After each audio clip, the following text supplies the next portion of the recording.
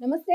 Welcome to our channel. Senior journalist Damu Balaji గారు ఉన్నారు. వారితో మాట్లాడదాం. సార్ నమస్తే సార్. నమస్తే. సార్ ట్రంప్ మళ్ళా ఒక హ్మ్, ఇష్యూ తీసుకొచ్చారు సార్. ఏంటంటే అక్కడ వాళ్ళకి అమెరికా వాళ్ళకి ఇన్‌కమ్ టాక్స్ లేదు అని వేరే దేశాల వాళ్ళకి ఇన్‌కమ్ టాక్స్ పెంచాడు సార్.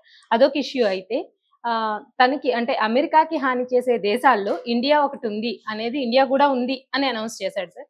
సో అది గాకుండా ఇప్పుడు ఈ పరిస్థితుల్లో మన తెలుగు స్టూడెంట్స్ చాలా మంది అక్కడ చదువుకోవడానికి వెళ్ళిన విద్యార్థులు కానీ చాలా ఇబ్బందులు పడుతున్నారు సార్. మీడియాకు కూడా వాళ్ళు ఇంటర్వ్యూస్ ఇస్తూ ఉన్నారు.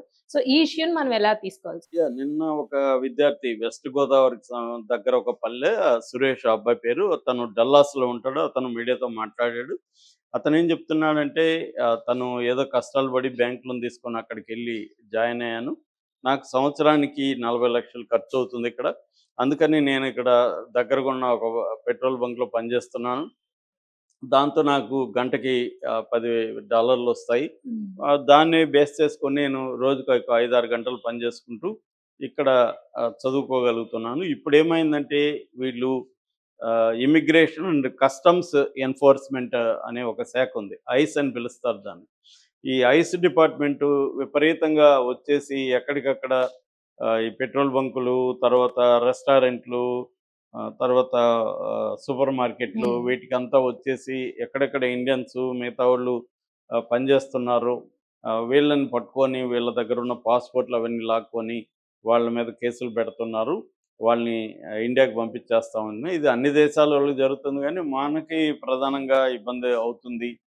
సో, ఇప్పుడు నేను అందుకని ఇది జరుగుతుండేసరికి ఇంకా ఉద్యోగం మానేసుకున్నాను. ఇప్పుడు నాకు ఇక్కడ నేను ఎలా బతకాలి? ఎలా చదువు కంటిన్యూ చేయాలి? నాకేమీ అర్థం కావట్లేదు.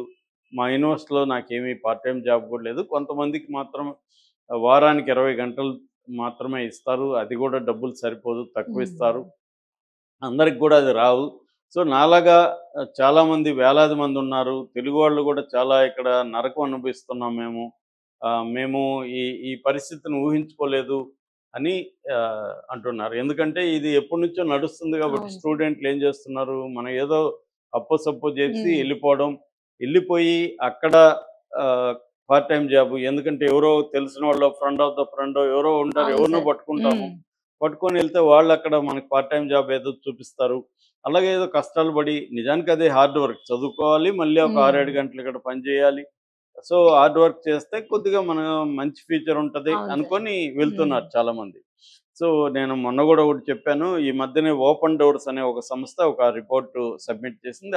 ఆ రిపోర్ట్ ప్రకారం ఇప్పటికి ఇండియన్ స్టూడెంట్స్ అమెరికాలో 3,31,602 మంది ఉన్నారనేది ఆ నివేదిక రీసెర్చ్ చేసిన టైంకి ఇంతమంది ఉన్నారనమాట. ఇది ఆహ్, 15 ఇయర్స్‌లో చైనాని దాటేశారు ఫస్ట్ టైమ్ ఇండియా. 15 ఇయర్స్ వరకి చైనానే నంబర్ 1లో ఉన్నింది. దాన్ని ఇండియా దాటేసిందనమాట. ఇప్పుడు ఇంటర్నేషనల్ స్టూడెంట్స్ అమెరికాలో ఉండే అంతర్జాతీయ విద్యార్థుల ఆహ్, లో ఇండియా నంబర్ 1గా ఉంది. దాని తర్వాత చైనా, దాని తర్వాత సౌత్ కొరియా, దాని తర్వాత కెనడా, తైవాను ఇలాగా ఉంటున్నాయన్నమాట. అంటే ఫర్ ఎగ్జాంపుల్ చైనా 2,70,000 మంది ఉంటే మన వాళ్ళు 3,31,000 మంది అక్కడ ఉన్నారు. సో, వీళ్ళల్లో ప్రధానంగా అంటే ఎక్కువగా నేను మొన్న కూడా చెప్పాను. ఎక్కువగా మ్యాథ్స్, మ్యాథమెటిక్ ఈ రంగంలో ఉంటారు. కంప్యూటర్ రంగంలో ఉంటారు. ఇలాగా వీళ్ళు పనిచేస్తుంటారు. దాని తర్వాత గ్రాడ్యుయేట్స్ ఎక్కువగా వెళ్తున్నారని చెప్తున్నారు. గ్రాడ్యుయేట్స్ అయినాకే ఎక్కువగా వెళ్ళేవాళ్ళు దాదాపు 2,00,000 మంది గ్రాడ్యుయేట్స్ వెళ్తున్నారు. అండర్ గ్రాడ్యుయేట్స్ 36,000 మంది మాత్రమే అండర్ గ్రాడ్యుయేట్స్ ఉన్నారు. మిగతా వాళ్ళు మిగతా దీంట్లో ఉన్నారు. సో, ఇప్పుడేందంటే వీళ్ళల్లో మెజారిటీ డబ్బుండి అక్కడ చదువుకి కంప్లీట్‌గా ప్లాన్ చేసుకొని, అక్కడ 3 ఏళ్ళో, 4 ఏళ్ళో మనకి చదువుకి ఇంత ఖర్చవుతుంది అని ప్లాన్ చేసుకొని వెళ్ళినోళ్ళు కాదు. కొంతమంది మెడికల్ స్టూడెంట్ వాళ్ళకేందంటే అక్కడ స్టైఫండ్ లాగా ఇస్తారు. అక్కడ ఒక $4,000-5,000 ఇస్తారు. అందులో రెంట్‌కి ఇప్పుడు ఫర్ ఎగ్జాంపుల్ నాకు తెలిసిన వాళ్ళు ఒక 6 మంది పిల్లలు మెడికల్ స్టూడెంట్స్ అక్కడ ఉన్నారు. న్యూజెర్సీలో 6 మందికి ఒక ఇల్లు తీసుకుంటే 6 మందికి పర్ హెడ్ $1,300 పడుతుంది. సో, వాళ్ళకి వచ్చే దాంట్లో అది పోయిగా ఖర్చులు పోగా వాళ్ళకి ఇంకా ఒక $400-500 మిగిలే పరిస్థితి అయితే ఉంది. ఎందుకంటే వాళ్ళకి వస్తుంది కాబట్టి. అట్లా కాకుండా కొంతమంది స్టూడెంట్లు ఇట్లాగే రూముల్లో తీసుకోవాలి. రెండోది వాళ్ళు కారు లేకుండా అక్కడ ఉండలేరు. అమెరికాలో ఒక సామెత ఉంది. కాళ్ళు లేకపోయినా ఉండొచ్చు కానీ కారు లేకపోతే ఉండలేమని. సో, అందువల్ల వాళ్ళు కారు కొనుక్కోవాలి. అది సెకండ్ హ్యాండ్‌ది ఎక్కడో కారు కొనుక్కోవాలి. ఆహ్, వీళ్ళు ఒకే దగ్గర పనిచేస్తారు లేదా చదువుకుంటారు కాబట్టి కారులో అందరూ కలిసి వెళ్ళడం, ఇరుక్కొని కష్టాలు పడి మళ్ళీ రావడం. ఇలాగా అంటే డబ్బుల్ని పొదుపుగా వాడుకోవాలి. అది ఇట్లా మెడికల్ స్టూడెంట్లు వీళ్ళకి కొంత స్టైఫండ్ వస్తుంది కాబట్టి ఇనిషియల్‌గా పేరెంట్స్ ఇన్వెస్ట్ చేశారు సరిపోతుంది. ఒక 5, 6 ఓకే లక్షలు, సార్. 10 లక్షల వరకు వీళ్ళు ఇన్వెస్ట్ చేస్తే మిగతా డబ్బులు అక్కడ వాళ్ళకి సరిపోతుంది. కానీ అది లేని మామూలు అనేక యూనివర్సిటీలో ఇవేమి ఉండవు.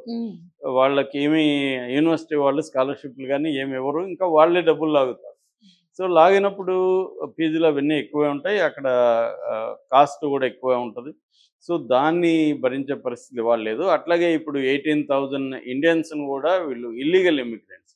ఇప్పుడు చాలామంది ఏందంటే ఇల్లీగల్ ఇమ్మిగ్రెంట్స్‌ని తరిమేయడం కరెక్టే గదా! అని ఆర్గ్యూ చేస్తారు. అవును సార్. లాజికల్‌గా కరెక్టే ఉండొచ్చు. లాజికల్‌గా కరెక్ట్ అయిందంతా గూడా ప్రాక్టికల్. ప్రాక్టికల్‌గా ఇది ఇప్పుడు మన అవును సార్. దేశంలో గూడా లక్షలాది మంది ఉంటారు. ఇల్లీగల్‌గా వచ్చున్నారు.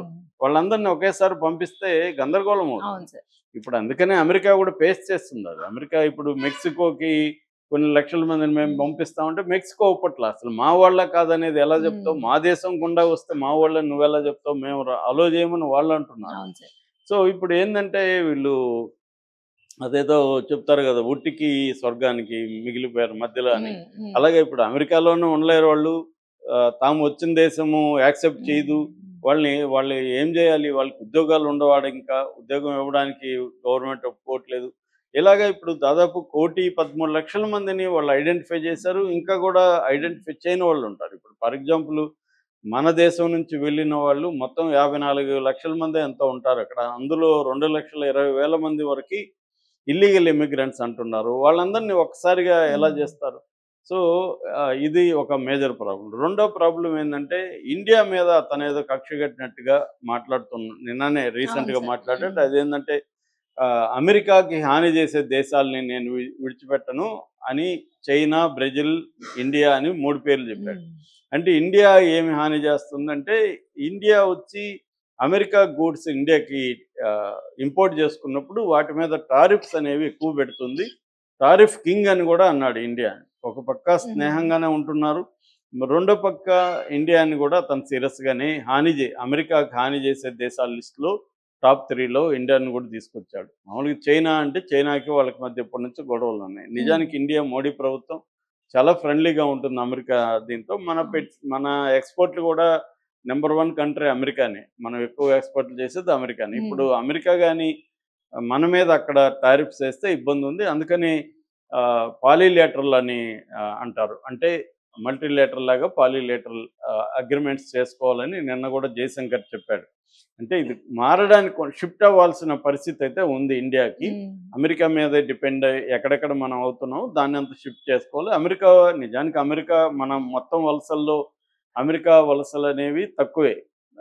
గల్ఫ్‌తో పోలిస్తే. గల్ఫ్ కంట్రీస్‌కే మనోళ్ళు ఎక్కువ వెళ్తారు. కాబట్టి ఇప్పుడు అమెరికాకు వెళ్తున్న వాళ్ళు కూడా మిగతా దేశాలకెళ్ళాలి. కాకపోతే మిగతా దేశాల్లో ఎక్కడ యూరప్‌కెళ్ళాలి. యూరప్‌లో చాలా దేశాల్లో క్రైసిస్ ఉంది. నిన్ననే స్పెయిన్ 2 ఏళ్ళు, 3 ఏళ్ల పాటు టూరిస్టులను కూడా బ్యాన్ చేసింది. వాళ్ళు చాలా దేశాల్లో టూరిస్టులు రావద్దని చెప్తున్నారు. టూరిస్టుల పేర్లతో అక్కడ పోయి ఆల్రెడీ అక్కడ ఎకనామిక్ ఇబ్బందులుంటే వీళ్ళెళ్లి మళ్ళీ